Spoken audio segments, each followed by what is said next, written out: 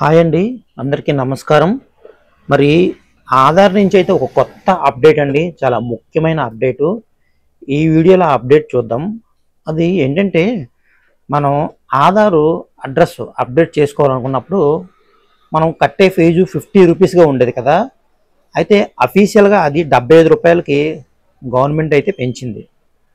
ఆధార్ వాళ్ళు దాన్ని 75 రూపీస్గా చేశారు. ఈ వీడియోలో చాలా అప్డేట్స్ ఉన్నాయి దానికోసం.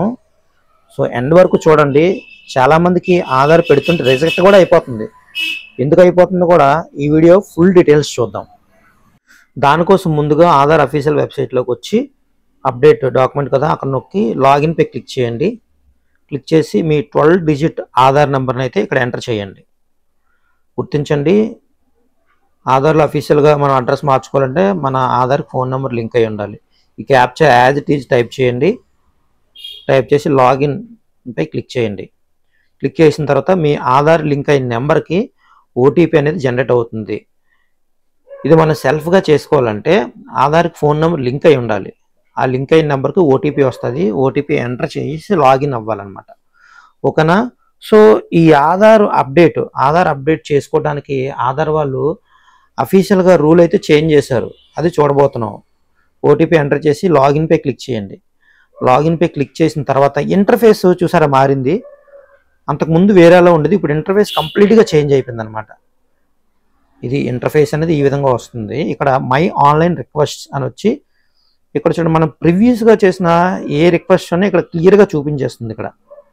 అక్కడ ఎస్ఆర్ అనే నెంబరు, ఏ డేట్లో చేసాము ఆ date, view more type click చేస్తే మొత్తం అది క్లియర్గా కనబడుతుంది. ఆ డాక్యుమెంట్ ఎక్నాలజ్మెంట్ కావాలన్నా మనం డౌన్లోడ్ చేసుకోవచ్చు. ఇది మొదట అప్డేట్ అనమాట. కంప్లీట్గా ఇంటర్ఫేస్ అనేది చేంజ్ అయింది. ఓకేనా?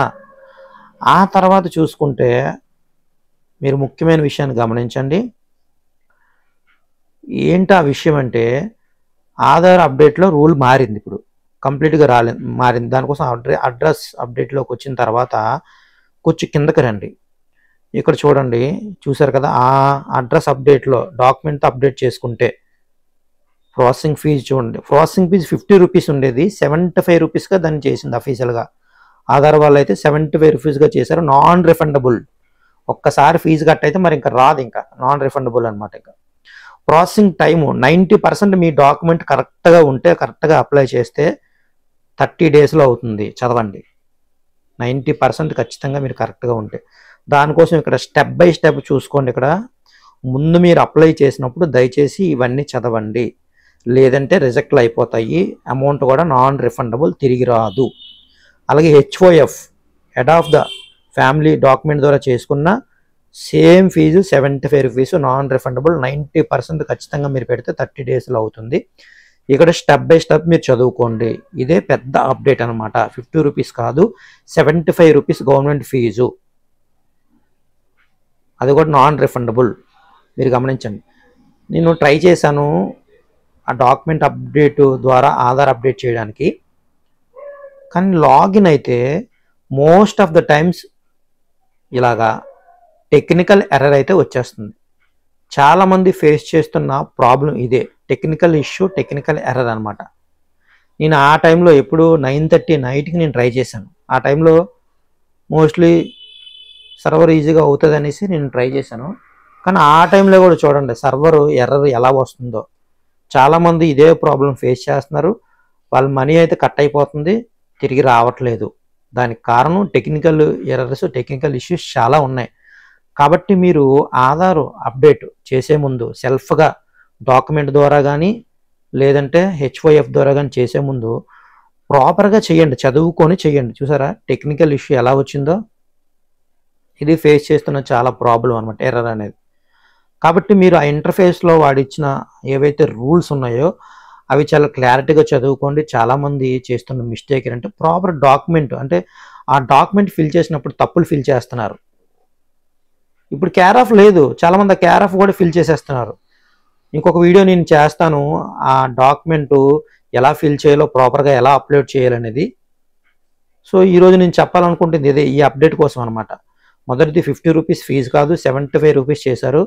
రెండోది మీరు అప్లై చేసే విధానం 90% ఖచ్చితంగా ఉంటే ఖచ్చితంగా 30 డేస్ వరకు వాడు అది చేంజ్ చేస్తాడనమాట. తర్వాత ఫీజు కట్ అయిపోతే మళ్ళీ రాదు, నాన్ రిఫండబుల్ అనమాట. మీరు అది గమనించండి, ఓకేనా? అది గమనించి మీరు ఫిల్ చేసినప్పుడు చాలా జాగ్రత్తగా ఫిల్ చేసి మీరు అప్లోడ్ చేసినంత వరకు ఆన్లైన్లో పెట్టినప్పుడు కూడా మీరు ఏదైతే డాక్యుమెంట్ ఫిల్ చేశారో అదే అక్కడ ఇవ్వాలి, అర్థమైందా? అలా చేస్తేనే మీకు ఈ ఆధార్ అప్డేట్ అయితే కంప్లీట్గా అవుతుంది. అదర్వైజ్ అది అవ్వదు, రిజెక్ట్ అయిపోతుంది అనమాట. ఇదే విషయాన్ని నేను చెప్పాలనుకుంటున్నాను ఈ వీడియోలో.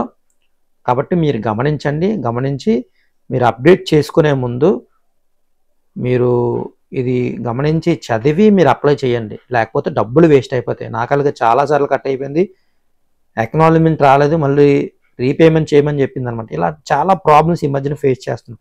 దానికి కారణం ఆధార్లో అప్డేట్స్ అనేవి కొత్తగా తీసుకొస్తున్నారు. ఇది గమనించి మీరు అప్లై చేయండి. Thank you.